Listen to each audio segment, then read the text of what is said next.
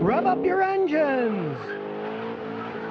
Elko wants says, Scotty, I have a 2018 Civic SI. I've heard of oil dilution issues in cold weather.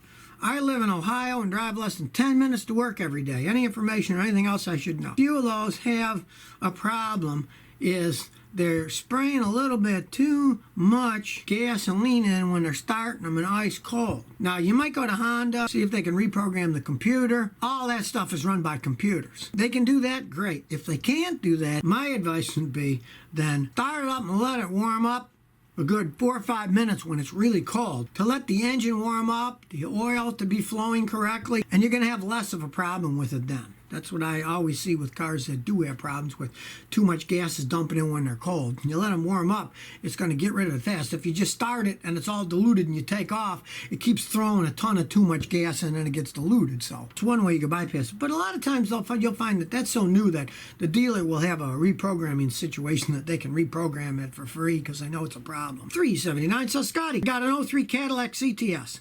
When I was driving home from school and I noticed white smoke, it also just rolled in any gear but park. First, you got to figure out where that smoke is coming from. It's coming from the tailpipe. You're either burning oil, or more often than those, the head gasket's starting to blow and you're burning coolant.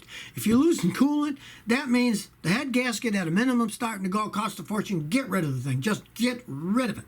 Now, if it's not losing coolant, and that white smoke is something from the transmission, it means the transmission is going out. Have someone follow you, or when it's smoking, quick pull over and then open the hood and look and see if it's the transmission that's smoking. There's both really bad things. If it keeps happening and it's either the engine or the transmission, I get rid of that vehicle. I wouldn't go any further because those CTSs are endless money pits. I had a customer who's a corporate lawyer who had one. Even he said, this is costing me too much money. I'm getting rid of it. He got rid of it and got a Lexus and he's real happy now. Daniel Olson said, what's the best way to keep thieves from stealing my Hondas? Yes, Hondas are very popular for being stolen.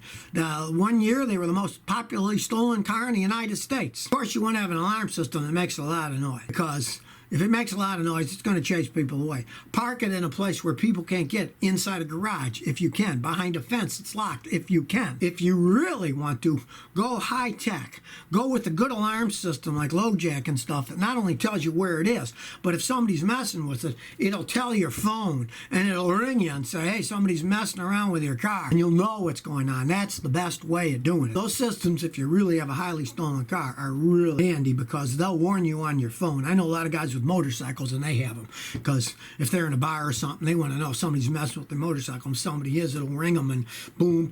And some of them have cameras too where they can even see what's going on. So that's what I do. Bert Mandalo says, hey Scotty, what is the best car option for easy work on in your experience? Well, it'll be an older car. You could get a 60s or 70s classic American car like a Mustang or something, and they're very easy to work on. They're very simple vehicles. All cars these days are extremely complex. If you got, say, a Toyota Corolla with a 4-cylinder engine, to work on it, you could change the spark plugs yourself, change the oil and filter. It's easy to work on. You're going to find that any modern car, when it does have a problem, you're going to find it's going to be expensive to fix and it's going to be very complicated to work on because you're going to need some really high-tech tools to work on it. But at least the Corollas, there's a lot of working room in them. Marius Gengu says, Scotty, what are some good cars in Europe for basic things and family? Thank you. Well, you know, Europe's different than the United States, but still, Toyotas are great vehicles. They weren't all that big in England, and now they're getting bigger and bigger. And when I was in England, I talked to the people there, and they said, yeah, they're pushing more, they sell more Toyotas. And I met Uber drivers and cab drivers, and they were buying Toyotas and said, oh, they're the best vehicle they ever had. You're in Europe and you want a family car. A lot of people, they buy Volkswagens because there's parts availability of them. People know how to fix them.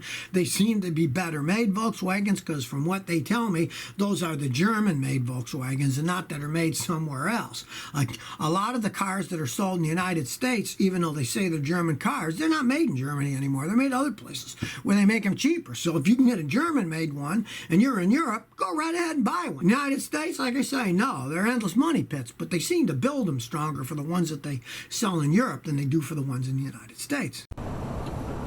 So if you never want to miss another one of my new car repair videos, remember to ring that bell.